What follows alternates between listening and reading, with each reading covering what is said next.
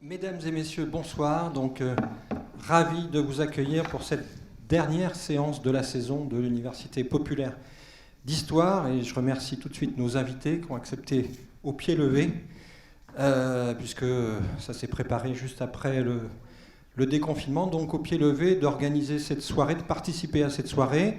Et c'est vrai que, comme la semaine dernière, avec Nicolas Werth et le film L'ombre de Staline, il s'agissait de faire écho à une actualité sous tous ses angles.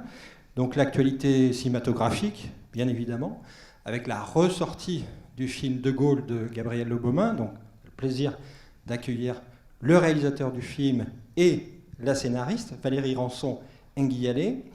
Et puis la sortie, il y a déjà quelques mois, du livre de Michel Vinocq, que vous connaissez tous, évidemment, qui a publié, Charles de Gaulle, un rebelle habité par l'histoire, donc publié aux éditions Gallimard. Donc, un petit mot de présentation concernant nos invités. Gabriel Le Baumin est un habitué de Pessac, il est déjà venu présenter des films. Nous avons présenté son dernier documentaire, 1919-1920, après la guerre, l'impossible oubli, au Festival du film d'histoire. Il a participé au jury du Festival du film d'histoire il y a déjà quelques années. Nous avons programmé beaucoup de ses films, et notamment le tout premier long métrage de fiction, Les Fragments d'Antonin, parce que c'est une filmographie qui balance entre la fiction et le documentaire, entre la télévision et le cinéma, et avec beaucoup de films d'histoire, mais pas seulement. Voilà, donc un parcours très éclectique. Alors, on va y revenir, c'est votre premier long métrage en tant que scénariste, donc on va en parler tout de suite. Et puis, peut-être une première question avant d'en venir au film.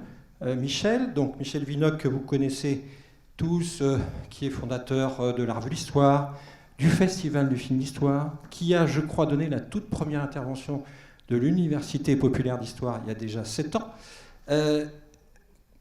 Il y a dû y avoir des centaines de livres sur Charles de Gaulle. Alors, pourquoi un livre de plus ?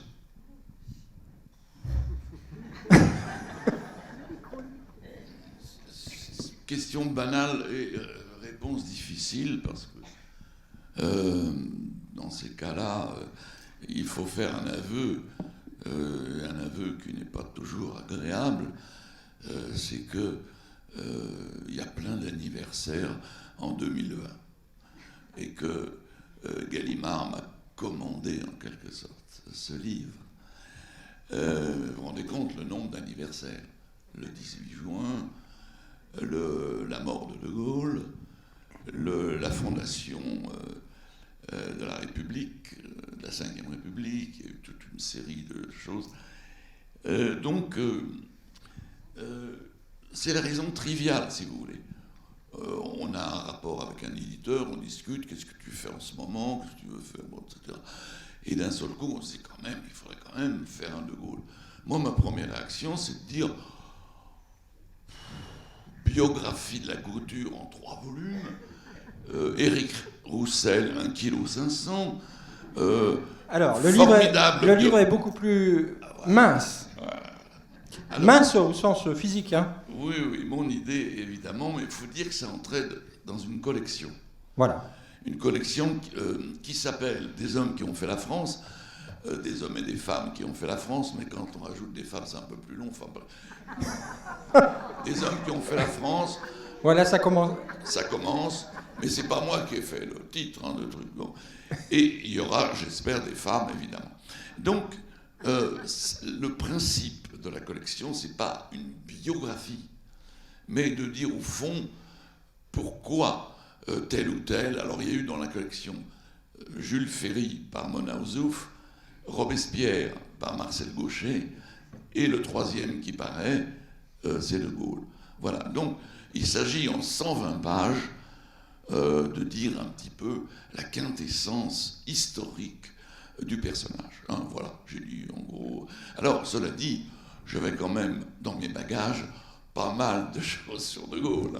Je n'ai pas découvert De Gaulle à propos de ce livre, voilà. Évidemment. Avec l'idée quand même de se concentrer sur 2 moments. Oui, exactement, parce que comme le titre de la collection, c'est ces hommes qui ont fait la France, je pense que De Gaulle a fait la France 2 fois, ou refait la France 2 fois, avec la France libre et la résistance, qui, comme le dit la conclusion du film, place la France au rang des vainqueurs après la grande culbute de 1940.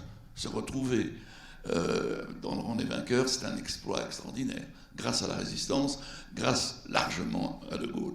Et le deuxième épisode, c'est évidemment avec la guerre d'Algérie, la création de la Ve République. Vous voyez qu'à chaque fois, c'est la guerre. C'est la guerre qui fait De Gaulle, et c'est De Gaulle qui refait la France.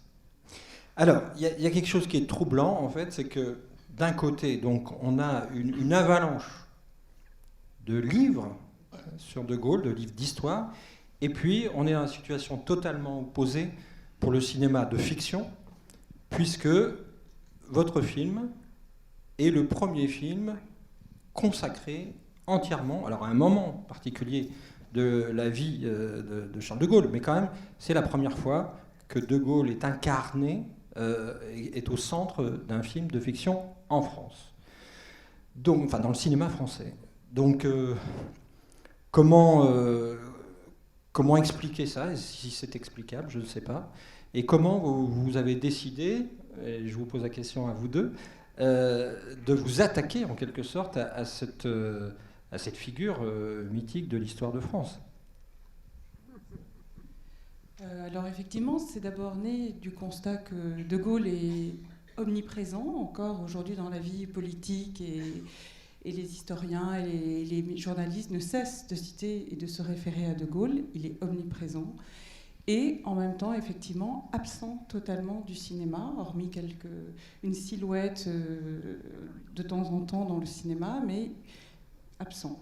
Donc on se posait vraiment la question de savoir, et ça c'est une question qu'on pourra aborder tout à l'heure, pourquoi on ne s'empare pas comme ça de notre histoire à l'image plutôt du cinéma anglo-saxon. Et ensuite c'est vrai qu'on a voulu le limiter, c'est-à-dire que nous on ne s'attaque pas à la figure du général de Gaulle, on débute le film, il n'est pas encore général. C'est un homme de 50 ans, marié depuis 25 ans, père de 3 enfants, qui a plutôt bien combattu pendant la Première Guerre mondiale et qui pourrait s'arrêter là. Et c'est ce petit moment de ces 6 semaines pendant mai 40, voilà, qui nous a intéressés particulièrement. Quand tout se décide, et nous nous arrêtons quand tout commence, en fait. Et alors oui, bonjour à tous et merci d'être présents et d'avoir vu le film. C'est toujours pour nous un moment important, surtout après la fermeture des salles, de savoir que le public revient et partage les films et lève la tête pour voir les images par rapport aux tablettes. Oui, pour en revenir à votre question, il y avait à la fois ce constat que tu viens de résumer, c'est-à-dire l'omniprésence de De Gaulle, la structuration même de la pensée politique aujourd'hui et de nos institutions, et son absence totale dans l'imaginaire fictionnel. Ça interroge. Et je pense que Michel Vinocq a sûrement aussi un point de vue qui nous intéresse en tant qu'historien et observateur, et de la circulation, effectivement, entre l'espace du réel, l'histoire, et l'espace de la fiction. Et les Américains ou les Anglo-Saxons s'emparent de leur figure. Churchill, 18 films de cinéma, des séries, il est très présent, et je dirais même que son personnage de fiction a presque dévoré son personnage réel, historique. Donc c'est intéressant. Est-ce que c'est structurel? Est-ce que c'est la mentalité française? Est-ce que c'est un problème d'incarnation, d'acteur? Toutes ces questions, on se les est posées. Et puis à un moment donné, on s'est affranchi de ces questions. Et Valérie, qui a écrit avec moi, a trouvé, je dirais, la solution pour pénétrer dans cette frise chronologique qu'est la vie de Gaulle, en se disant, mais il ne faut pas aller raconter sa vie, il faut la limiter. Et il faut trouver le point d'aboutissement de l'histoire. Et le point d'aboutissement, effectivement, c'est ce 18 juin, et on arrête le film au moment où tout commence. Et d'ailleurs, c'est intéressant, et j'aimerais avoir aussi des perspectives historiques de Michel Vinocq, c'est-à-dire que c'est à la fois, c'est pas un point qui arrive par hasard, c'est-à-dire que c'est l'aboutissement de toute une maturation, de toute une vision, de tout un parcours que les événements révèlent. Ce qui est intéressant, c'est à la fois l'aboutissement et le départ. C'est un point, voilà. Un point d'étape charnière. Comme il en arrive rarement dans la vie, quoi. Voilà. Donc je pense qu'on peut aussi réfléchir là-dessus. Mais alors, Michel, par rapport à cette question, pourquoi le cinéma a mis tant de temps. Est-ce que la figure de général de Gaulle, finalement, est trop impressionnante? Est-ce que le faire incarner par un acteur... Vous répondez à ma place. Ah ben non, mais je vous laisse continuer. C'est une piste de réponse, mais vous pouvez en avoir une autre. Bon, moi je pense que la première raison, c'est que De Gaulle devait faire à peu près 1m95 ou 96, et que pour trouver un comédien français de cette taille, vous n'êtes pas d'accord là-dessus? Le cinéma, c'est très concret, c'est très pragmatique. C'est-à-dire, ce sont des êtres vivants que l'on filme dans des décors réels. Oui. Et donc tout ça doit exister, et je suis entièrement d'accord. Et on s'est posé la question dès l'écriture, et l'idée de Lambert Wilson, qui a non pas la taille, mais l'allure, on va dire. L'allure, oui. Il fait 1m88. Tout à fait. Et on l'a un tout petit peu rehaussé avec des talonnettes. Mais c'est la vérité, je dis, le cinéma, c'est très concret. Bon. Et donc il arrivait à 1m90. Oui, alors, bon, je pense qu'il y a cette première réalité. Mais c'est aussi peut-être parce que le personnage était pour les Français, les réalisateurs, trop écrasant. Trop écrasant. Et en même temps, c'est vrai qu'on l'a vu à la télévision quelquefois. Et ça, alors là, c'est pas à moi à répondre. Pourquoi il y a cette différence entre la télévision et le cinéma à ce propos? Parce que je pense fiction, hein? Oui. En fiction, il y a eu 2 docu-fictions autour oui, de Gaulle, oui. dont une autour de l'appel du 18 juin avec Michel Villermoz, et puis un film sur la traversée du désert, je crois, juste avant 58. Parce que je pense que c'est pas les mêmes imaginaires. Je pense que le service public, la télévision de service public, cherche à mettre en scène l'histoire, à transmettre des réflexions autour de l'histoire. Un aspect pédagogique. Certainement. Alors que le cinéma, c'est un autre imaginaire. Et la question, c'est est-ce que le récit historique, le roman national, est-ce que c'est quelque chose qui est compatible avec l'imaginaire du cinéma? Vous voyez, Oui, oui. C'est une vraie question. Là où, encore une fois, les Américains et les Anglais adorent mettre en scène leur histoire, leur roi, leur reine, et ils s'affranchissent de la réalité historique pour aller vers une efficacité d'émotion, une efficacité de mise en scène. On est très réservé par rapport à ça, on est très frileux. Et nous, on s'en est aperçu. C'est-à-dire que quand on a commencé, on avait le scénario, on commençait à avoir un casting, donc on avait Lambert Wilson, Isabelle Carré, ça veut dire que c'est possible. On est allé voir des investisseurs qui ont dit oui, pourquoi pas, c'est intéressant. Effectivement, 2020, il y a des anniversaires, on va sûrement avoir besoin. Mais personne ne se décidait. Et je vais vous dire ce qui a décidé les investisseurs à venir sur le film et à commencer à mettre un peu d'argent dans le pot commun de la production. C'est qu'en fait, avec le producteur, on s'est dit il faut leur montrer par l'image que c'est possible. Donc on a demandé à Lambert Wilson de se prêter au jeu du maquillage, du costume et de l'incarnation, et on a fait des photos. Et on a fait une photo de profil, et on l'a publiée dans le Film Français, qui est une revue professionnelle, en pleine page, en affirmant que le film allait se tourner. Et donc c'est du bluff, quoi. Il y avait du bluff, mais oui, mais il y avait aussi le fait de dire... La démonstration. Une image vaut 1000 mots, c'est-à-dire De Gaulle incarné par un acteur, c'est possible. Et bien, 48 heures après, le téléphone du producteur a commencé à sonner avec des débuts de oui, en disant oui, on a vu, oui, ça nous intéresse d'en parler. Donc ça passe par ce que vous disiez, Michel, c'est-à-dire la figure centrale de l'acteur qui reste quand même la personne que l'on filme au cinéma. Alors, il n'y a pas que De Gaulle dans le film, il y a beaucoup d'autres personnages, Pétain, Churchill.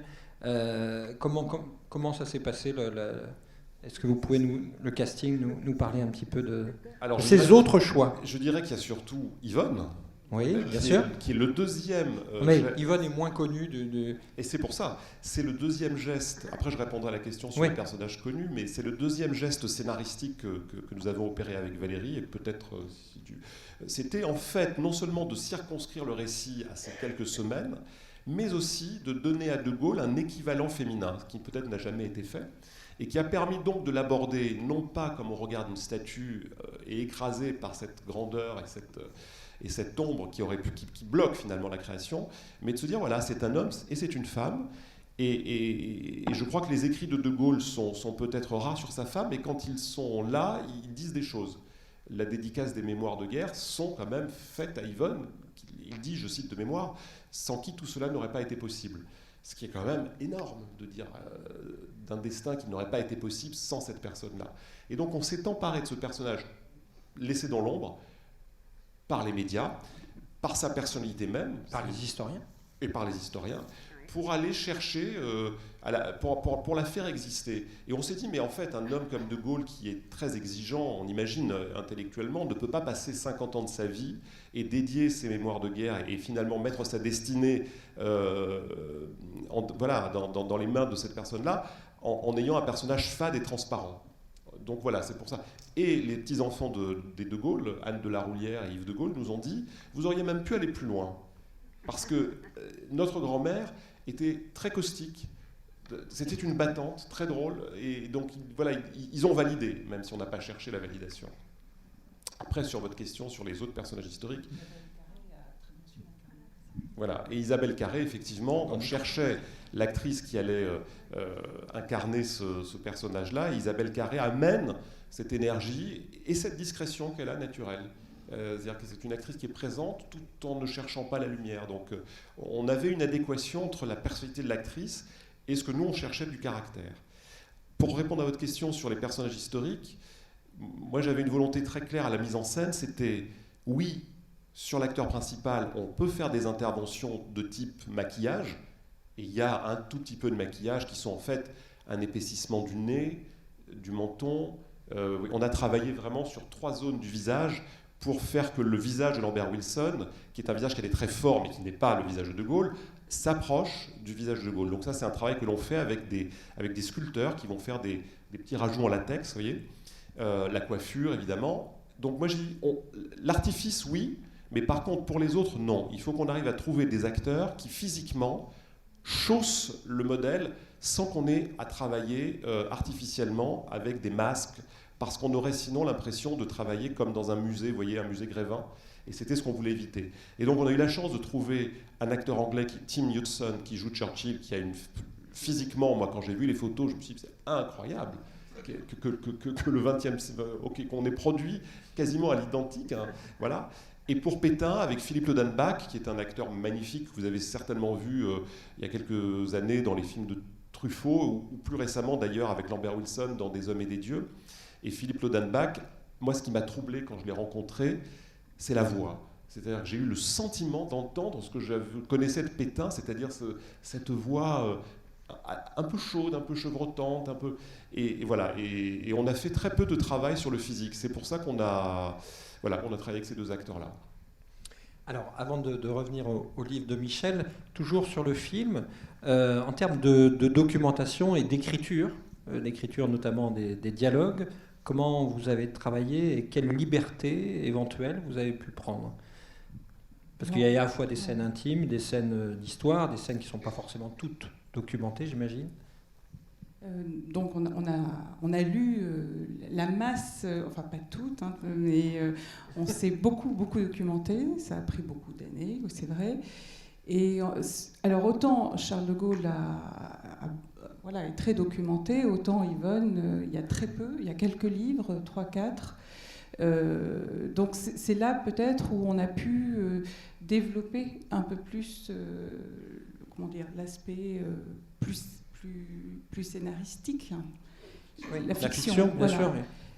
C'est ces coins-là où on s'est permis un peu plus de liberté par rapport à l'histoire, où on a été certes obligé de faire des raccourcis par rapport à la chronologie historique, mais où on a essayé d'être juste, en tout cas le plus juste possible pour ce qui concerne l'histoire. Et voilà. Et c'est vrai que pour tout ce qui concerne la vie privée, l'intimité, on a vraiment essayé de suivre ce qu'on pouvait glaner comme information, mais c'est là où on a aussi créé une lettre par exemple, on l'a inventée, celle qu'elle écrit, et qu'elle brûle ensuite. Voilà, ce genre de choses, on se les est permises. Sinon, c'est ce que permet la fiction, justement. Sinon, les autres lettres sont authentiques. Et ces lettres, elles sont incroyables, parce qu'en fait, c'est les lettres qui sont les seuls témoignages de la relation intime entre Charles et Yvonne. Et ces lettres sont faites à la fois de considérations historiques, de perspectives, d'analyse de la situation et de préoccupations très concrètes, très intimes, comme un père de famille qui essaye de donner à sa femme de la rassurer. Et puis des paroles qui sont... ma petite femme chérie, et elle, c'est Charles, mon grand amour. Donc c'est des paroles très tendres quand même. C'est quelque chose.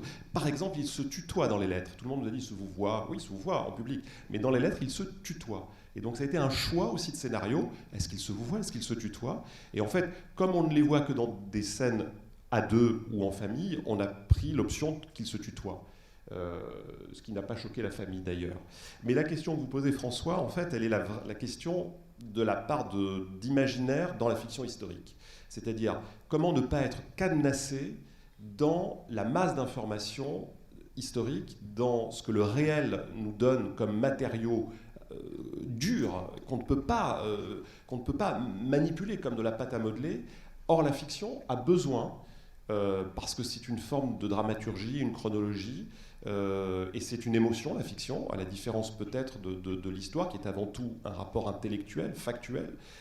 Comment on arrive dans la fiction historique à faire rentrer à la fois la rigueur de l'histoire et la nécessaire création de la fiction? C'est une vraie question. On a essayé vraiment de respecter, mais la dramaturgie des événements est très intéressante, parce que par exemple, la séparation de Charles et d'Yvonne et la façon dont ils se retrouvent par hasard au fond en Angleterre avec ce bateau qu'elle prend, qui est le dernier, et qui va toucher l'Angleterre le 19 juin, et qu'elle arrive et qu'elle découvre dans le journal qu'il est là et qu'il a passé son appel, ça c'est de la dramaturgie de scénario, mais c'est avant tout là. En fait, c'est un vrai thriller. Oui, c'est un thriller et c'est un road movie. C'est-à-dire, non mais c'est vrai, si on le prend de ce point de vue, c'est intéressant. Pourquoi c'est un road movie? Parce qu'il change en permanence de décor.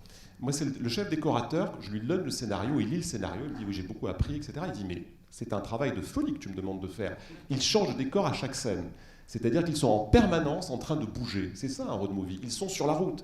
Ils vont de Paris à Tours, de Tours à Bordeaux, et ainsi de suite, de Bordeaux à la Bretagne. Et elle, c'est pareil, elle quitte la Boisserie, et elle va dans le Loiret, elle repart en Bretagne, elle puis en Angleterre. Ils n'arrêtent pas de changer de décor. C'est un film où on a dû construire et concevoir énormément de décors pour parfois une seule scène. Et donc c'est vrai que dans ce sens-là, c'est un thriller et c'est un road movie. Ça va vite, et ça change tous les jours. Et moi, ça a été vraiment une leçon. Je me suis dit, mais en fait, l'histoire, c'est au jour le jour que ça se passe. Et le 18 juin, c'est la réponse du 17 juin, et ainsi de suite. C'est-à-dire que les jours se répondent les uns aux autres. Ça a d'ailleurs été une préoccupation, c'était de ne pas avoir une lecture a posteriori, justement, de partir. D'essayer de se remettre. Se remettre dans cette position au jour le jour, où chaque seconde se nourrit de l'actualité. Alors, je reviens sur la part de fiction et la part de documenté, sur les dialogues du film. Donc, il y a si on prend un exemple, les scènes entre Churchill et De Gaulle, est-ce que ces dialogues-là existent, en fait, dans les mémoires, etc., ou au contraire, c'est vous qui les avez écrits ou réécrits? C'est un mélange. Voilà, je m'y attendais un petit peu, mais c'est important de savoir comment ce mélange est fait. Très inspiré par la réalité, enfin, j'espère.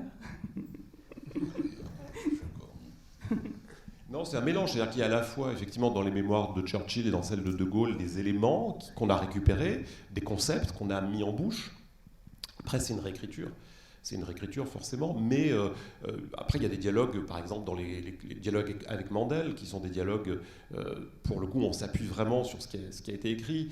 Le Conseil des ministres, quand Weygand lui dit et les Allemands vont franchir la Seine, et après c'est fini, et après, voilà, ça, c'est des dialogues qui nous viennent de la réalité. Donc, on les a, ils sont très intéressants. Après, effectivement, sur toute la partie personnelle, c'est de la création. Alors, en travaillant, en vous documentant, qu'est-ce qui vous a peut-être le plus surpris dans la personnalité de De Gaulle, dans les événements? Vous avez forcément découvert des choses. Est-ce qu'il y a eu des révélations, en quelque sorte, sur cette histoire si étonnante? C'est compliqué comme question. Non, il y a eu... vas-y. Non, mais moi, ce qui m'a surpris, c'est qu'on se rend compte que tout est en germe en lui, en fait. Voilà, on va arriver au livre. Non, mais il est prêt. Enfin, il y a quelque chose qui chemine déjà depuis longtemps, et on arrive à un moment où c'est prêt, en fait. Gabriel? Alors, oui, je réfléchissais en même temps sur la précédente question, sur la question des dialogues, en fait, et c'est intéressant qu'on en parle aussi avec Michel Vinocq, c'est qu'un dialogue de cinéma, je crois, doit s'affranchir à un moment donné de la façon dont parle le personnage historique. C'est-à-dire que nous, on ne voulait pas que De Gaulle parle comme De Gaulle. Parce que ce que l'on sait de Gaulle publiquement, ce sont des prises de parole, des discours en gros, qui est une parole écrite, interprétée, qui n'est pas la façon de parler au naturel. Et donc on s'est dit, on ne peut pas aller vers ce modèle-là, y compris Lambert Wilson dans son incarnation n'a pas cherché à imiter les seules traces qui restent de De Gaulle, c'est-à-dire sa prise de parole de tribun à la télévision ou dans les grands discours. Donc, dans les dialogues, on n'a pas cherché à imiter le phrasé, vous voyez, on a essayé de les faire vivre, en fait, de donner de la justesse émotionnelle. Ça, c'était un vrai travail. Vous me permettez une toute petite objection sur ce que vous venez de dire. Il y a quand même les entretiens avec Perfit. Je ne sais pas si vous en êtes servi. Parce que là, il y a 3 volumes. Ce sont vraiment des conversations à bâton rompu. Et De Gaulle ne parle pas du tout. Non. Comme dans ses discours. C'est vrai. Il parle même avec de l'argot, etc. Bon, voilà, enfin, c'était une petite objection. C'est vrai. Il y a cette partie-là, et je crois aussi les entretiens avec Michel Droit, qui sont assez... et ensuite, sur votre question, c'était sur le... Sur ce qui vous avait surpris dans la préparation, forme de révélation peut-être sur certains aspects du personnage, certains événements précis. Moi, ce qui m'a le plus touché, au fond, c'est l'extrême solitude. C'est l'isolement dans lequel est cet homme, dans sa façon de penser, et dans ce qu'il fait. Et je n'ai toujours pas trouvé, et on en a parlé avec Lambert Wilson, qui est un acteur, donc qui a besoin de comprendre les moteurs de son personnage. Et il m'interrogeait, il me dit, mais qu'est-ce qui le pousse ? Et je lui dis, écoute, il ne peut pas y avoir qu'une seule chose. C'est comme dans la vie, je crois qu'il y a une conjugaison entre son analyse de la situation, son ambition, son orgueil certainement, une part d'opportunité possiblement, je ne sais pas, sa vision de l'histoire, son patriotisme. C'est pas une seule chose, c'est plusieurs choses. Mais moi, ce qui m'a le plus touché et vraiment qui a été un peu une révélation, c'est cette grande solitude, cet isolement, y compris dans sa famille, c'est-à-dire l'armée. Surtout dans sa famille, peut-être. Oui, dans sa famille professionnelle. Oui, dans son univers. Même dans les personnages avec qui il est en connivence intellectuelle. Je pense à Reynaud, avec qui... Moi, je trouve que la relation De Gaulle-Reynaud, elle reste mystérieuse. Quand on sait ce que Reynaud va être ensuite... Moi, j'avais fait un documentaire sur la Ve République, les institutions, et j'ai découvert que Paul Reynaud faisait partie du comité de rédaction de la Constitution. Et qu'on sait qu'ensuite, Paul Reynaud, parlementaire, va faire tomber le gouvernement Pompidou quand De Gaulle va vouloir... 62. Voilà, quand De Gaulle va vouloir passer au suffrage universel direct pour l'élection du président, Paul Reynaud va voter contre. Donc c'est une relation très complexe. Oui, et il n'y a pas eu beaucoup de... Il faudrait peut-être dire à Gallimard de commander quelque chose là-dessus. Parce qu'il n'y a pas eu beaucoup d'études sur la relation de ces deux personnages-là qui prend racine dans les années 30 et qui s'achève dans les années 60. Alors, on va enchaîner sur le livre, justement, parce que dans le livre... Moi, j'aimerais parler du film. Ah ben oui, bien sûr. Allez-y, si vous voulez. Allez-y. Bon, De Gaulle, postulat. C'est un grand homme. Même hors pair, quoi. Chercher un autre De Gaulle dans l'histoire contemporaine française du XXe siècle. Bon, parfois on dit Clémenceau, mais enfin, il n'a pas eu la carrière quand même exceptionnelle, puisque De Gaulle, c'est un grand homme à double détente, 40 et 58. N'est-ce pas ? Alors, c'est déjà rare, c'est même unique. Bon, comment faire un film sur un grand homme ? À mon avis, il y a 2 possibilités. Ou bien on s'appelle Abel Gans et on fait un film épique, Bonaparte. Si vous avez vu le Bonaparte d'Abel Gans, tante Yvonne, elle n'est pas là. C'est là. Bon, pourquoi pas. Mais il faut bien le dire, c'est pas tellement accordé à notre sensibilité d'aujourd'hui, cinématographique d'aujourd'hui, parce qu'on trouverait ça vraiment un peu grotesque. Pompeux. Plaît-il ? Pompeux. C'est ça.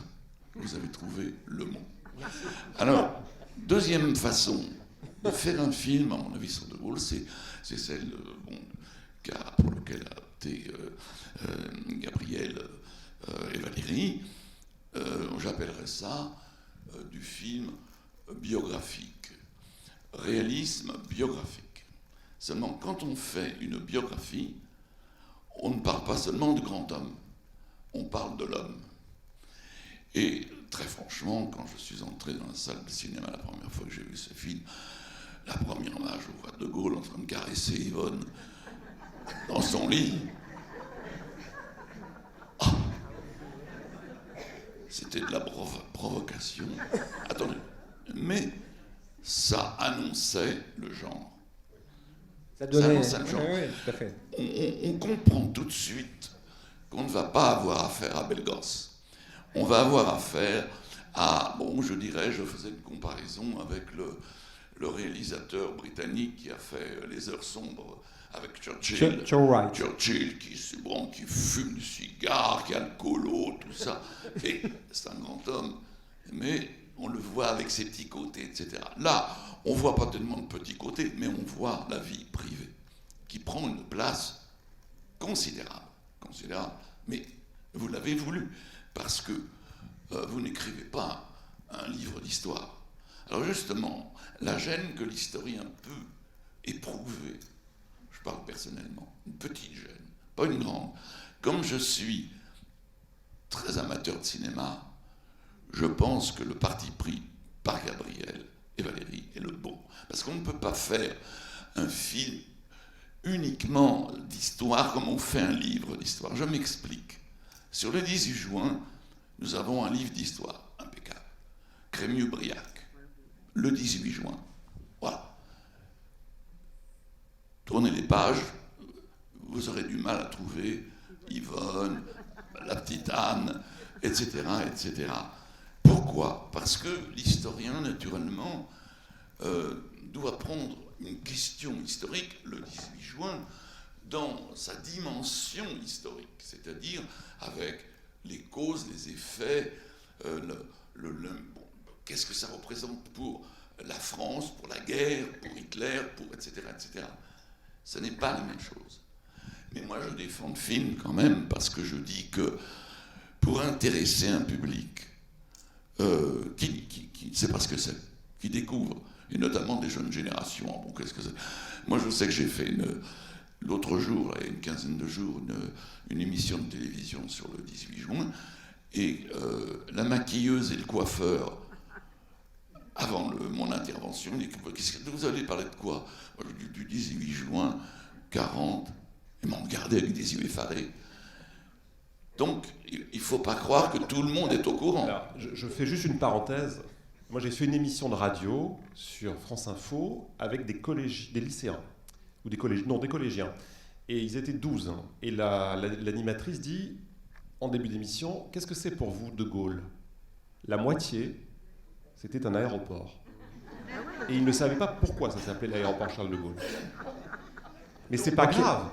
Et c'est pour ça que le travail, il doit être fait. Et c'est pour ça qu'un film comme celui-là, même pour un historien, est tout à fait légitime, parce que, en même temps qu'il raconte une histoire, un homme, une femme, des enfants, etc., eh ben, on apprend quand même ce que c'est. Ce qui s'est passé. Bon, voilà. Alors, je reprends ma gêne, si vous voulez, pour qu'il y ait un petit débat, quoi.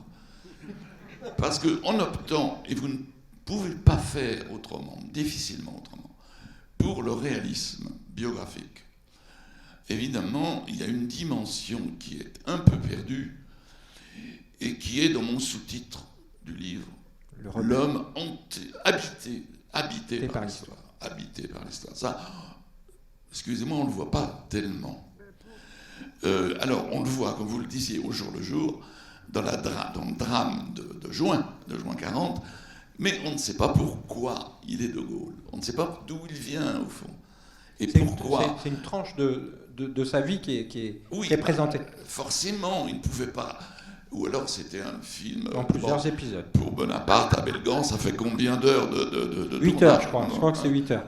Il me semble. C'est énorme. Bon, il y a le Napoléon d'Abelgance qui est effectivement un film en triptyque. En triptyque, évidemment. Et puis ensuite, il y a l'Austerlitz des années 50. Donc moi je ne critique pas du tout le parti pris, encore une fois. Il faut ce qu'il faut. Mais naturellement, en tant qu'historien, je me dis, oui, De Gaulle, au fond, un brave type, il se réveille le matin avec sa femme, il berce sur ses genoux la petite Anne trisomique, c'est vachement sympa, tout ça. Bon, d'accord, et c'est vrai tout ça. Mais comme disait l'autre, il n'y a pas de grand homme pour son valet de chambre. Ah oui, mais alors, comme disait Hegel, c'est un point de vue de valet de chambre. Et l'historien, il n'est pas le valet de chambre. Vous voyez ce que je veux dire par cette métaphore? C'est-à-dire qu'il y a une dimension de Gaulle qui ne m'apparaît pas dans ce film. C'est-à-dire, Churchill dit, vous êtes fous. C'est vrai. C'est fou. Non mais représentons-nous un peu ce de Gaulle. Je ne dirais pas petit général à cause de sa taille. Encore que vous le dites, et à un moment où il le dit lui-même. Un petit général. Il n'était même pas général quand il arrive dans ce gouvernement. Il vient tout juste d'être nommé général. Bon, il ne fait pas le poids par rapport à Churchill et à Weygand, qui sont des gloires nationales, bon, etc. Il fait ce qu'il peut. Bon, mais je crois qu'il y a un acte de folie qui ne peut être explicable que par la vie antérieure de Gaulle. On dirait, si ça avait échoué, c'est un illuminé, ce type-là. Et vous avez raison de dire, mais il est complètement seul. Il ne sait pas très bien ce qu'il va faire quand il arrive en Angleterre. Il ne sait pas très bien. Il sait qu'il va appeler la résistance. Mais comment? Il ne sait pas. Et il a une idée avec laquelle Churchill est entièrement d'accord, c'est qu'il faut créer une sorte de contre-gouvernement en exil. Mais pour ça, il faut des hommes connus. Il faut des politiques. Eh bien, il n'en trouve pas. Et vous faites allusion à Reynaud dans le film, où il refuse d'aller à Londres. Et Mandel aussi, non? Oui, et Mandel, vous le dites très bien, c'est parce qu'il est juif. C'est lui qui est attendu. Et il dit, je ne veux pas tomber dans le piège où on dirait qu'un juif a fui la France. Donc, vous l'avez dit ça. Donc, il ne trouve personne. Et c'est alors que Churchill, et ça c'est après le 18 juin, va reconnaître De Gaulle comme le chef des Français libres. C'est comme ça qu'il a... C'est amorcé dans le film et ça se réalise après. Et c'est comme ça qu'il acquiert sa pleine légitimité. Oui. Il devient le chef de la France libre. Et c'est un petit reproche que je vous fais. Pour la fin, vous avez terminé, je dirais, sur la note biographique, ce que j'ai appelé biographie, cinéma biographique. Mais historiquement, pour moi, la fin du 18 juin, c'est évidemment 15 jours plus tard, quand De Gaulle sacre, en quelque sorte, Churchill sacre, oui, De Gaulle, chef de la France. Et à ce moment-là, il est reconnu. Il est reconnu par une Angleterre qui est toujours en guerre et qui sera reconnue ensuite. Il lui donne sa dimension. Voilà. Voilà en gros ce que je dirais. Donc, approbation vraiment très large en tant que spectateur et petite gêne en tant qu'historien, parce que le De Gaulle que je connais comme historien, il dépasse, si vous voulez, le brave type, le brave... C'est plus qu'un brave type quand même, Michel. Oh là, permettez-moi une petite pointe. Oui, mais alors moi, ce qui m'intéresse là-dedans, c'est qu'on voit très bien qu'effectivement la fiction et l'histoire sont très complémentaires. Évidemment, c'est pas un documentaire, donc effectivement, les perspectives dont vous parlez, elles sont nécessaires, mais en fiction, qui est un art du temps présent, en dehors des flashbacks, on en a deux. La fiction, c'est un art du temps présent, c'est-à-dire qu'on ne peut pas charger d'informations, ou alors c'est par du dialogue, et ça devient effectivement du docu-fiction. Un peu lourd aussi. Dans un docu-fiction, vous avez les personnages qui prennent la place du commentateur, et qui vont vous faire des pavés pour vous raconter effectivement pourquoi, comment. En fiction, on est dans la vie, on est dans le temps présent. Par contre, moi, ce qui m'intéresse, c'est pourquoi un homme qui se réveille avec sa femme et qui ose une caresse sur le bras, non pas vous choque, mais quelque part provoque une émotion, un sentiment qui dit attention, est-ce que je suis au bon endroit? C'est intéressant, c'est-à-dire pourquoi ne pas considérer qu'un homme et qu'une femme qui s'aiment, puisqu'ils le disent, qui ont eu 3 enfants, que cet homme ne puisse pas avoir une sensualité? Pourquoi De Gaulle ne peut pas être un corps? Mais bien entendu, là je me suis fait mal comprendre. Je justifie, je l'ai dit, votre parti pris de cinéaste, n'est-ce pas? Bon, et moi j'essaye de me défendre comme historien en disant on n'a pas tout à fait les mêmes. Je ne récuse rien de ce que rien. Mais je dirais, il n'y a pas ce que j'attendrais, moi, comme historien, c'est-à-dire la dimension, si vous voulez, prophétique un peu de Gaulle. Car, quand même, imaginez-vous, là je reprends mon idée, il est dans une solitude absolue, personne ne le suit, et pourquoi il y va quand même? Et pourquoi il y va? Alors, Michel, si vous me permettez, il y a dans votre livre justement une partie des réponses. Donc c'est bien de revenir. Ah, mais si. Alors, dans votre livre, vous qualifiez à plusieurs reprises De Gaulle d'anticonformiste. Est-ce que vous pouvez nous expliquer? Complètement. Alors, d'abord. Non, et pour un militaire, le terme est inattendu. Complètement. D'ailleurs, on voit bien que rien qu'avec les rapports avec Weygand et Pétain, hein, c'est pas tout à fait dans le conformisme. Non, d'abord, De Gaulle a été un théoricien de la guerre moderne. Et c'est ça que vous ne pouviez pas tout expliquer, n'est-ce pas? Et qu'il s'est heurté à l'école de guerre, à l'état-major, qui dans les années 30 ne pensait qu'à une chose: s'il y avait la guerre, ça serait comme en 14-18, c'est-à-dire une guerre de tranchées, de position, ce qu'on appelle la guerre de position, la guerre un peu immobile avec beaucoup de morts, etc. Mais vous voyez, et ils ne vivent que dans cette idée de la défensive, qui a des raisons du reste, hein. Les raisons, je dirais, presque démographiques, etc. Mais peu importe. Ils ne conçoivent pas que la guerre de demain, ça va être la guerre des blindés de l'aviation. Ils sont encore dans l'infanterie à tirer. L'aviation et les chars ne doivent que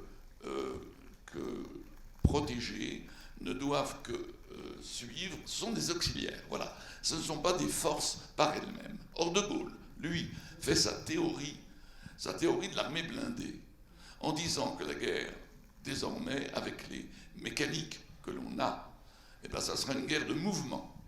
Et par conséquent, il fait des conférences, des discours, un livre vers l'armée de métier, et toutes ces idées sont rejetées, non seulement par l'armée, mais par les politiques, à une exception, Reynaud. Aucun ne comprenne ce colonel, d'abord qui a été commandant, même capitaine. Bon, qu'est-ce qu'il a de leçons à nous donner? Or, c'est génial son idée, puisque comment les Allemands vont faire la percée dans les Ardennes, etc., justement, avec les Panzers, c'est-à-dire une armée blindée. Donc, il est un non-conformiste, pour répondre à votre question, intellectuellement parlant. Ensuite, non-conformiste par rapport à Pétain, parce que Pétain, il a collaboré avec Pétain, et pour aller vite, disons il a été ce qu'on appelait, avec des guillemets, il faut faire attention aujourd'hui, mais enfin c'est un terme, il était le nègre de Pétain, pour faire un livre sur l'armée, l'histoire de l'armée. Bon, Pétain n'en a pas écrit une ligne, De Gaulle, c'est un patienté, et finalement, il s'est dit, puisque c'est moi qui l'ai écrit, je vais le publier. Et ça a été un divorce total avec Pétain, même si De Gaulle a obtenu que Pétain accepte une dédicace du reste que le maréchal avait rédigée et que De Gaulle a repris et qu'il n'a pas suivi, enfin peu importe. Il y avait un dissentiment entre eux, à la fois intellectuel et bon, alors voilà. Alors les biographes racontent que ce dissentiment remonte bien avant 14, lorsque De Gaulle et Pétain, De Gaulle était un jeune homme, un jeune officier, et Pétain se partageaient la même maîtresse, et que finalement, c'est Pétain qui l'avait emporté. D'où l'explication de De Gaulle. Pour une fois, c'était la guerre de position qui gagnait sur la guerre de mouvement. Mais ça, je ne pensais pas qu'on allait faire ce détour. Oui, mais moi, je veux faire un petit peu de la biographie réaliste aussi. Alors, mais ce qui est quand même intéressant dans ce qui est dit juste avant, c'est que c'est que ça donne quand même le sentiment qu'au moment où le film démarre, c'est quand même De Gaulle s'est affranchi publiquement des théories, de la vision militaire dominante, enfin ultra dominante. Il est tout seul, mais il y a quand même une forme effectivement d'audace. Ah, mais absolument. Alors, deuxième... Assez étonnante. Et vis-à-vis... Juste, pardon, Michel, je vous redonne la parole. Par rapport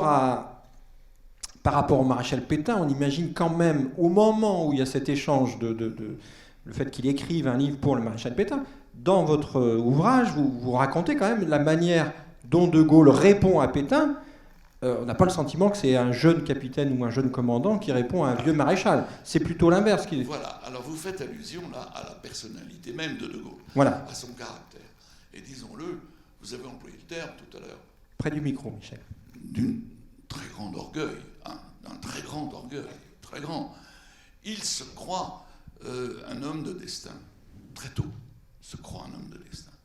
Et il s'imagine, nous avons des témoignages. Mais très tôt, c'est-à-dire à partir du moment où, après la Grande Guerre, n'est-ce pas, à partir du moment où, 20 ans où avant. on a des témoignages. Des témoignages, il a été conférencier à l'école de guerre, etc. Il y a des gens qui l'ont écouté, etc. Bon. Et il a été intimement convaincu qu'il avait un destin, comme l'a dit très bien André Malraux, Romain Gary, etc. Et qu'un jour ou l'autre, il aurait à sauver la France ou à la gouverner. Ça, c'est une sorte de conviction. Même certains biographes remontent à sa petite enfance, quand il joue à la guerre, aux soldats, etc. C'est lui le chef, c'est lui le... Bon. Donc, il faut bien dire que De Gaulle, on s'est beaucoup moqué de cela, n'est-ce pas? C'est un mégalo, c'est un type qui se prend pour qui? Il se prenait pour la France. Et pendant la guerre, il s'est pris pour la France. Il a été l'incarnation de la France résistante, évidemment. Alors, c'est ça qui est très rare et très difficile à expliquer. Comment un homme qui se prend tellement, j'allais dire au sérieux, c'est beaucoup plus que ça, qui se croit un destin national, va réussir. Souvent, comme on disait à l'époque, ils arrivent à Charenton, ça, et on leur met ils se mettent un petit chapeau de Napoléon sur la tête. Ben non, ça a marché. C'est rarissime quand même que, n'est-ce pas, quelqu'un qui a le sentiment dès sa jeunesse, d'avoir un grand rôle à jouer et qui y arrive. Donc il y a, dans ce départ vers l'Angleterre, il y a tout ça. Il y a le rebelle par rapport à l'armée, à l'état-major, etc. Et il y a celui qui se croit vraiment, je dirais, un élu de la Providence. L'homme providentiel. Il se croit, il incarne ça. Alors, ce ne veut pas dire, et le film le montre bien, qu'il ait parfois des doutes. Attention, il en aura du reste dans la suite de l'histoire. Il n'est pas un dieu, c'est pas un dieu. Hein. Il a des doutes pendant, il se dit, mais... Et quand il traverse pour la 3e ou 4e fois la Manche, pour se retrouver là, le 17 juin, il ne sait pas encore très bien ce qu'il va faire. Comment Ouais. Alors j'ajoute, à propos de cette séquence du mois de juin, là, vous avez été obligé de faire des raccourcis, naturellement. Vous êtes passé du 9 au 16. Et entre les deux, il y a eu d'autres conseils des ministres auxquels De Gaulle assistait et au cours desquels Churchill était là. Car Churchill est venu 2 fois en France. Une fois à Briare, au château de Cangy, et une autre fois à Tours, à la préfecture. Et il se trouve qu'il était... Churchill était effaré d'entendre Pétain, et Végan, effaré. Et Churchill, on l'a vu ici, lui disait, allez-y, il faut continuer. Mais c'est au cours de ces rencontres, et même d'un dîner à la préfecture de Tours, il a De Gaulle à ses côtés, à son côté droit, gauche, je sais pas. Et là, Churchill comprend qu'il a affaire quand même à un homme exceptionnel. Un soldat exceptionnel. Et ça va faciliter les choses. Parce que quand il va le retrouver le 17 juin, évidemment, il croit en lui. Il sait que c'est un homme de caractère, un homme qui a des idées, des convictions, et qui incarne quelque chose. Donc, je ne dis pas que je regrette, mais je précise simplement qu'il y a eu toute une série. C'est dramatique, tout ce qui se passe là. Ouais. Vous vous rendez compte que Paris est pris, et que ce gouvernement s'en va avec l'administration, etc. Il se retrouve dans des châteaux de la Loire jusqu'à Bordeaux, et que dans tous ces conseils des ministres, la question qui est posée, qu'est-ce qu'il faut faire? Pétain, Végan disent arrêtons, la paix, l'armistice. Et puis les autres sont peu à peu convaincus qu'il n'y a rien à faire, sauf, évidemment, il y a Mandel, surtout Mandel, et puis De Gaulle. Et De Gaulle qui est un sous-secrétaire d'État. Mais j'ajoute que ce titre de sous-secrétaire d'État est capital. Pourquoi? Parce que De Gaulle, colonel avant d'être général, c'était un soldat, un officier. Mais avec son entrée dans le gouvernement de Reynaud, et là c'est le mérite de Reynaud, il a désormais une légitimité politique. Il est membre d'un gouvernement. Et c'est pourquoi Churchill va pouvoir effectivement négocier avec lui. Il négocie, d'ailleurs, on vous le montrait le 9 juin, il a négocié aussi d'autres fois, encore le 16, etc. Donc, il ne faut pas minimiser le rôle de Reynaud dans cette affaire. Reynaud, alors, là vous en faites un portrait qui me paraît juste, en insistant sur sa faiblesse, un peu, peut-être trop, mais quand même, elle est réelle, et puis sur l'influence. L'influence, d'une part, de sa maîtresse, Hélène de Portes, là vous le montrez très bien, qui elle veut arrêter tout. Et puis l'influence, naturellement, de Pétain. Si Reynaud avait eu la fermeté, le courage, et peut-être les moyens de ses convictions, il aurait viré Pétain. Mais le paradoxe incroyable, c'est que De Gaulle, non pas De Gaulle, Reynaud, a fait appel à Pétain et à Végan pour justement stimuler l'armée, la résistance. Et voilà qu'il a introduit. Il s'est trompé. Le loup, si on peut dire le loup, plutôt la brebis des fétistes, n'est-ce pas, dans son gouvernement. C'est quand même incroyable. Alors, ce Reynaud est quand même un personnage un petit peu étrange, mais il ne faut pas rabaisser son rôle quand même, car sa conviction, il le dit, c'est d'aller en Afrique du Nord. D'ailleurs, à un moment, quand il quitte De Gaulle le 16 juin, De Gaulle lui dit « Où est-ce qu'on se retrouve ?» Et il répond « À Alger ». Donc il avait cette conviction. Mais voilà, il était trop faible de caractère pour pouvoir aller jusqu'au bout dans l'action, conformément à sa conviction. Alors, ce que vous dites également dans votre livre, Michel, c'est... vous parlez beaucoup de Gaulle écrivain, ouais. Ouais. Sur le fait qu'il a une écriture brillante, vous le détaillez bien en parlant de chacun des livres, et puis vous avez cette phrase où vous dites qu'il sait se mettre en scène. Alors, oui, alors déjà... Non, mais c'est important par rapport au fait qu'il devient un acteur de l'histoire dans tous les sens du terme, quelqu'un qui sait prendre la parole, quelqu'un qui sait organiser des rituels. De Gaulle a su fabriquer son personnage. Alors, bien sûr, encore fallait-il avoir les qualités. Et parmi les qualités qu'on a dit tout à l'heure, il y avait aussi celle de l'écrivain. Alors, on le voit déjà dans les discours de Londres, pas seulement le 18 juin. Alors, petite parenthèse, là, je ne sais pas si on a bien perçu que le discours qui est prononcé le 18 juin n'est pas exactement le discours que l'on a dans les livres. Pourquoi ? Parce que ça, vous le dites, quand De Gaulle parle de faire un appel à la radio, Churchill est d'accord, mais son cabinet ne l'est pas. Les ministres ne sont pas d'accord. Pourquoi ? Parce que l'armistice n'a pas été signé encore.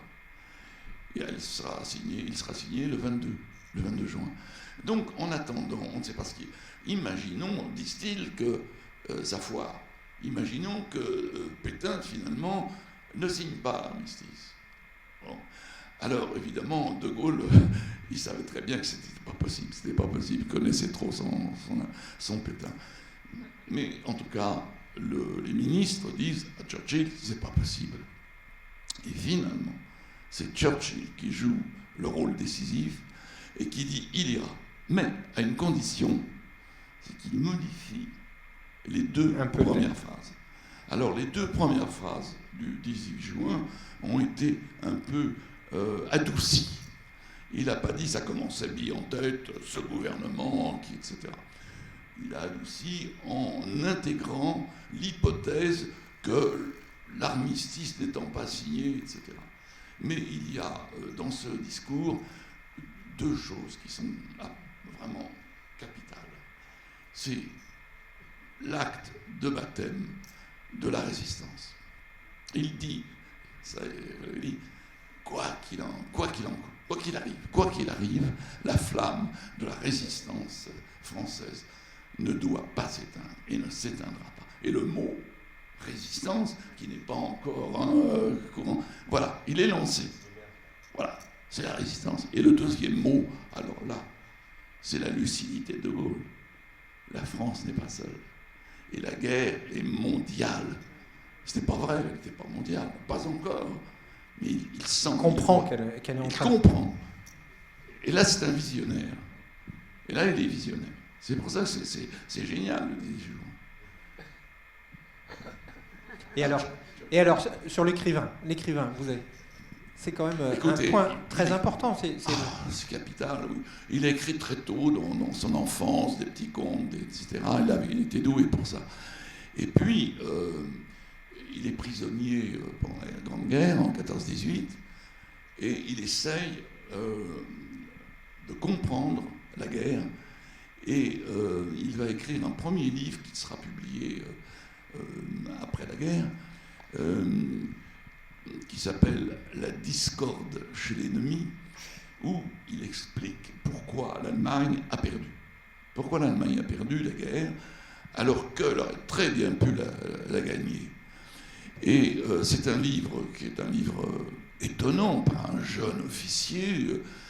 Et il y a dans ce livre quelque chose qui est vraiment, qui sera pour lui une sorte de maxime définitive.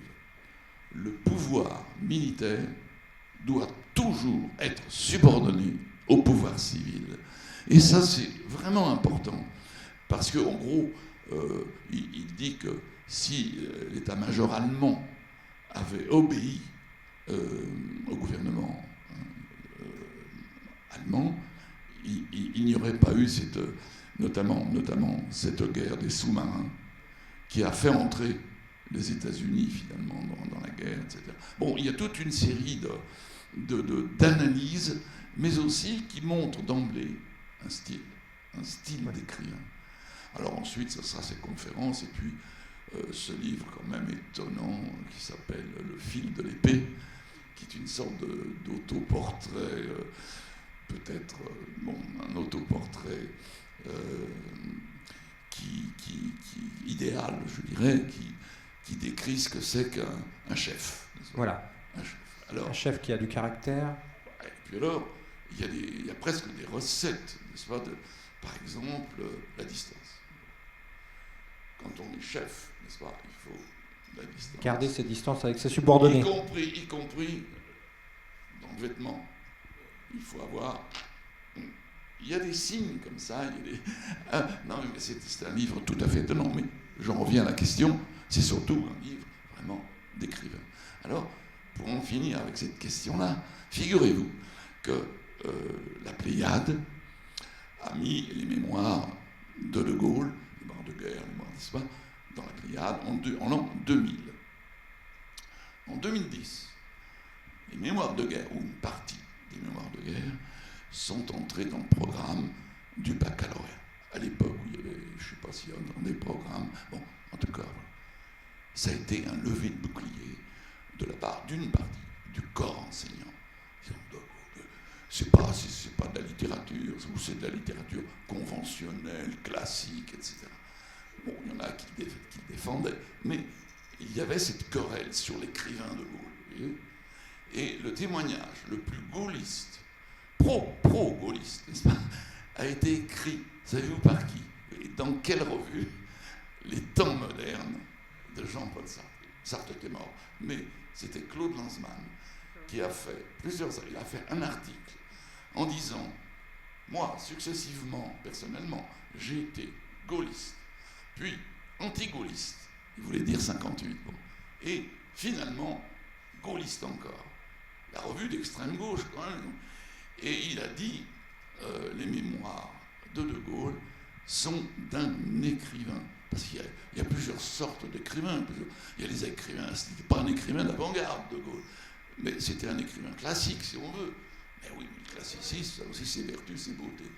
Et franchement, ça a été pour lui un outil formidable qu'on retrouve dans ses discours, ses conférences, les conférences de presse. Nous sommes ici, je crois, un certain nombre à avoir entendu ces conférences de presse. Il les préparait longtemps à l'avance, n'est-ce pas?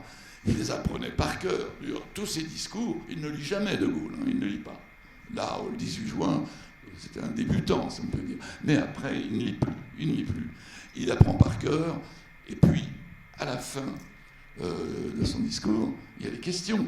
Alors là, il improvise. Et il faut voir avec quelle maestria, avec quelle faconde, avec quel humour, causticité, quand il y a une question qui lui déplaît. Paf, il rétame le type avec une... Non, mais c'est un homme de plume, un homme de parole, style. Ouais, du verbe. Oui, c'est l'homme du verbe. Et je pense que ça a compté énormément dans son prestige et dans sa carrière alors politique, certainement. Bien sûr. Et moi, j'ai juste une petite parenthèse, j'ai eu la chance d'interroger l'amiral Floïc, qui était son aide de camp à l'Élysée pendant un temps. Et l'amiral Floïc nous disait qu'en tant qu'aide de camp, il avait donc une très grande proximité. Il portait les costumes, il portait les valises, enfin, il est parti à Baden-Baden, etc. Et il disait, j'ai toujours vu De Gaulle seul dans son bureau, face à son miroir, répéter ses discours, tester ses formules, trouver les gestes, les postures, les attitudes, comme un acteur. C'est ça que vous disiez. Non, il s'est construit aussi de cette façon. Bon, il y a les actes qu'il a, mais il y a aussi... Bien sûr. Ça fait partie de son personnage. Oui.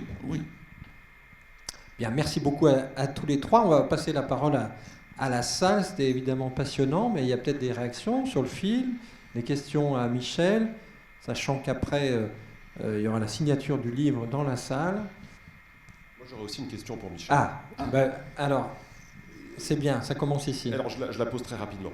Et qui est apparu pendant que je préparais ce film, pendant que je le tournais. Je me posais la question, vous qui êtes un spécialiste de la Ve République, dans quelle mesure la situation de juin 40 a déterminé la vision des institutions de De Gaulle? C'est-à-dire quand il voit s'effondrer le pouvoir politique, s'effriter les personnages comme Reynaud, est-ce que c'est à ce moment-là que s'affermit sa vision des institutions, c'est-à-dire l'exécutif, et en l'occurrence le président de la République, est le chef des armées? Oui, alors c'est pas en 40, c'est déjà dans les années qui précèdent, où il voit que précisément il n'arrive pas à faire passer son message, ses idées sur l'armée, sur la stratégie, et puis il faut voir aussi les événements. C'est que De Gaulle a regardé la montée en puissance de Hitler et en face comment dire ça, en étant poli, l'effondrement, disons, diplomatique, stratégique, etc., de l'Angleterre et de la France. Parce que là, ils sont tout à fait ensemble.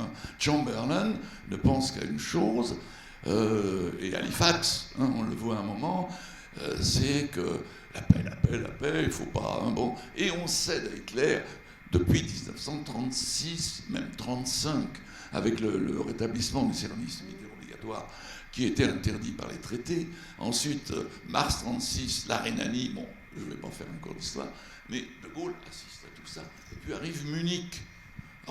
Munich, De Gaulle il se dit, mais effectivement, mais qu'est-ce que c'est que ces gouvernements quoi, qui ne tiennent pas debout et Munich, comme vous le savez, ne sert à rien, puisque non seulement il y aura la guerre 2 ans plus tard, mais Hitler va conquérir toute la Tchécoslovaquie, alors qu'il était bien entendu qu'il ne s'agissait que des Sudètes à ce moment-là. Donc il observe tout ça. Et nous avons, dans sa correspondance, justement, des lettres. Il écrit à sa femme, tiens, au Monde Munich, en disant c'est lamentable, c'est lamentable, lamentable. Il y a un deuxième moment aussi où il est effaré, c'est la drôle de guerre. Car les Allemands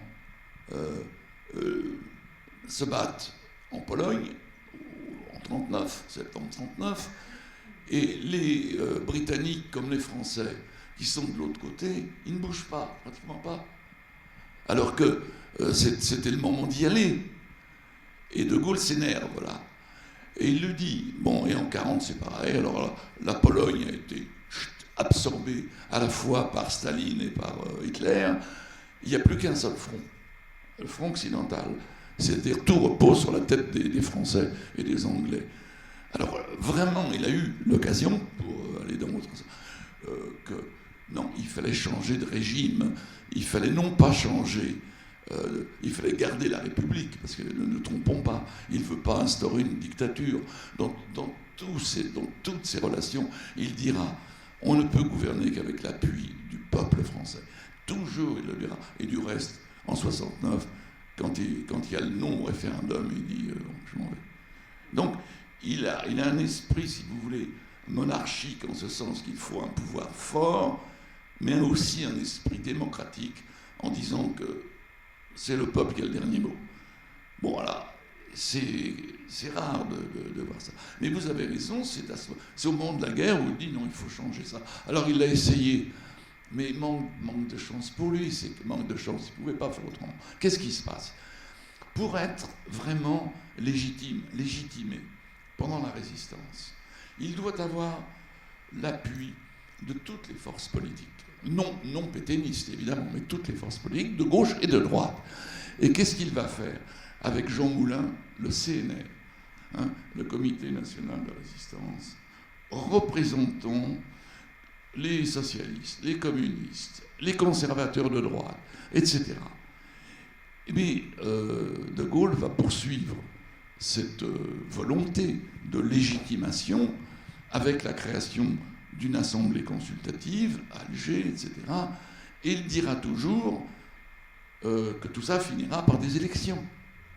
Les élections ont lieu en 1946, et là c'est les communistes et socialistes qui ont la majorité, et les idées de Gaulle pour rétablir un exécutif fort se heurtent complètement à des députés socialistes et communistes qui, eux, veulent donner l'avantage aux législatifs, c'est-à-dire à l'Assemblée, comme sous la Troisième République.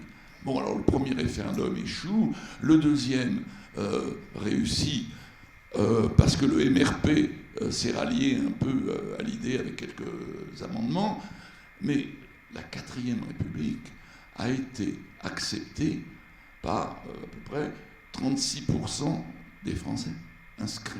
36%. Vous voyez la différence avec la Cinquième. Il y a 80% qui ont voté pour. Voilà donc une histoire assez longue. Alors ensuite, il a tenté... Bon, il a démissionné. On va proposer une autre question, parce que sinon...